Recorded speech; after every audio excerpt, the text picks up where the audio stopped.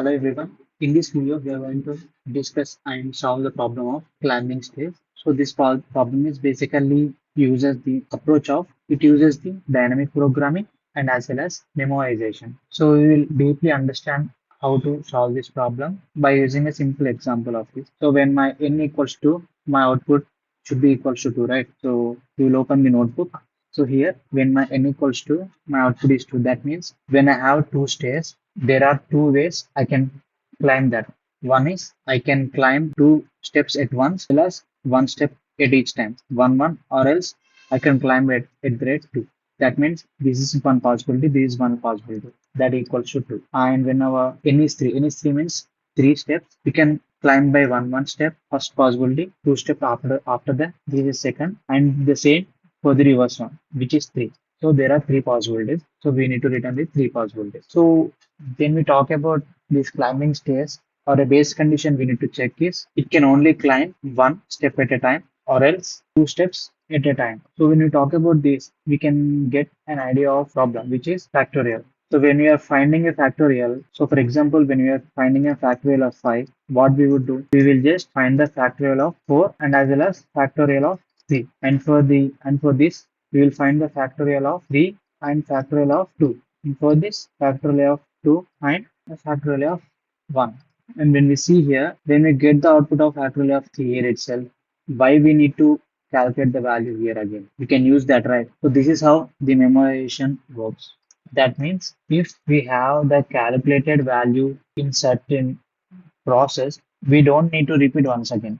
That will save our time complexity and space as well, space complexity as well. So with the help of factorial, we can find the answer for this as well. When we have only two options, which is so we can find by using one step or two steps, right? So that means we can use our n minus one, n minus two, right? We need to find both of them and we need to calculate that and we need to return to the resultant. So how can we do that? So here we are using memoization array because when we have the same value present at a point, we don't need to again calculate this way because it will take more time conversion.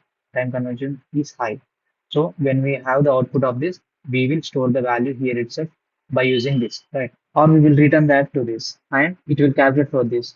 And after that, we'll get the output, right? So for that, what we are trying to do, we will create an array, which is memo array, and I will make the memo array to be passed into the custom method I create. I create dpFind as the method here. So in this, I will pass integer n and as well as the memo. And in that, I will check the base condition. If my n equals to 1, that means my step equals to 1, then I need to return 1. If my n equals to 2, so I need to return 2. And the another condition I need to check here for satisfying the memoization is if my memo of n is not equals to 0. That means when we create a memo, so when we first create the memo array, our memo array, it will be initialized with 0. So then when I'm trying to encounter the values in this, I will check with if my memo of n is not equals to 0, then I can return that because so when my I is at 4 and I'm iterating, these all values should be with some of the values in it, like this, right? So when I'm trying to access the value of 3 again at this place, that means I'm going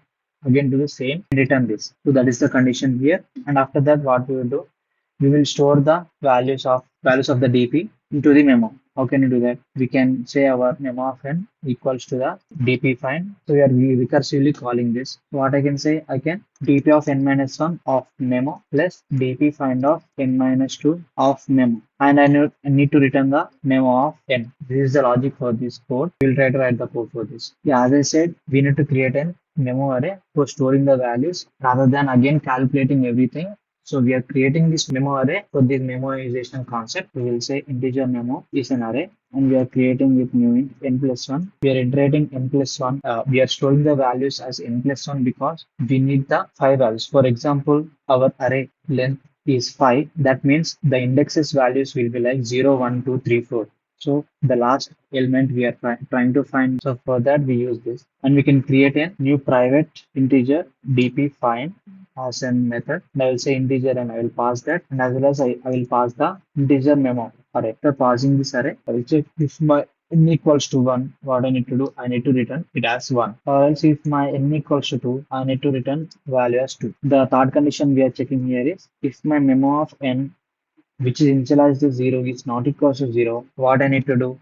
I need to return that because the value already assigned to that memo. Right? Memo of n, every time we will store the value into this. That means our dp of find of n minus 1, comma, memo array. We are every time storing the memo array in this because we don't need to lose the track of the memo array. dp find of n minus 1 and memo. And we need to return the memo of n. Memo of n is the final value, final type of waves we get. We will try to run this.